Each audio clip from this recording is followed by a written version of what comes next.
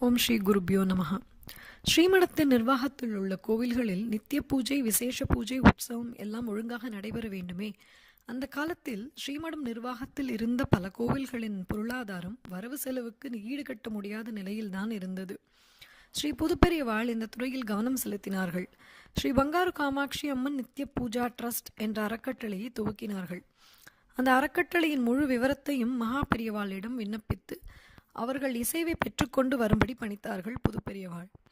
Trust நிர்வாகிகளுடன் ஸ்ரீ அம்மன் பிரசாதம் எடுத்துக்கொண்டு நானும் செல்ல வேண்டும் என்று உத்தரவாயிற்று. மகா பெரியவாள் ஷோலாப்பூர் அருகே ஒரு கிராமத்தில் முகாம் இருப்பிடத்தை தேடி பிடித்து கொண்டு சென்றோம். பெரியவாள் முன்னிலையில் நின்றோம். அணுக்க தொண்டர் சற்று பெரிய குரலில் கூறினார், தஞ்சாவூர் பங்காரு காமாட்சி அம்மன் கோவில் ட்ரஸ்டிகள் தரிசனத்துக்கு வந்திருக்கா. ஸ்தானிகர் பிரசாதம் கொண்டு வந்திருக்கார். முதலில் பிரசாதம் கொடு என்று சமிக்ஞை. ஒரு மூங்கில் தட்டில் ஒரு சாதரா, வாடிப்போன நிர்மால்ய மாலை, புஷ்கலமாக குங்குமத்தை நெற்றியில் இட்டுக்கொண்டு மாலையை கண்ணில் ஒற்றிக்கொண்டார்கள். இன்னும் என்ன இருக்கு? அம்பாள் பிரசாதமாக ஒரு சால்வை. மகா பெரியவா கண்களில் ஒரு தேஜஸ், நெஞ்சில் ஏதோ நினைவோட்டம்.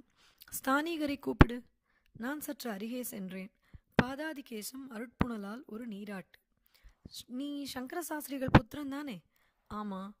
என்ன ஒற்றுமை பார். நான் பட்டத்துக்கு வந்தபோது அவர்தான் சாதரா கொண்டு வந்து பூவாலேயே அபிஷேகம் பண்ணி அப்புறம் பிரசாதம் கொடுத்தார். மடத்தின் மூலமா அவருக்கு முதல் மரியாதை கூட பண்ணினோம் தெரியுமோ? அப்பா சொல்லியிருக்கார். யுகமாய் கழிந்த 2 வினாடிகள். நீயும் அவரைப் போலவே சாதரா, நிர்மால்யம், குங்குமம் கொண்டு வந்திருக்க. உனக்கும் பதில் மரியாதை செய்யணும். ஆனால் என்னிடம் ஒண்ணுமே இல்லை. நான் அகிஞ்சனன். மௌன இடைவெளி.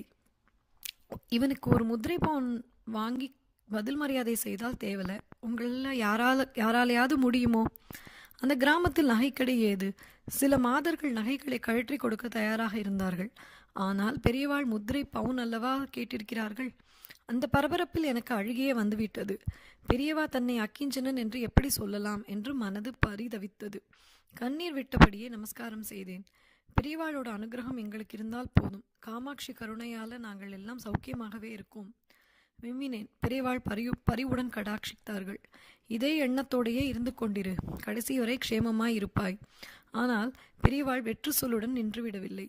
முடிக்கொண்டான் கிராமத்தை சேர்ந்த ஒரு தணிகரிடம் சொல்லி விரைவில் முத்திரை பவுன் அனுப்பி வைத்தார்கள். ஸ்தானிகர்களாகிய நாங்கள் பங்காரு காமாட்சிக்கும் பரமாச்சாரியாருக்கும் இடையே எந்த பேதமும் காண்பதில்லை.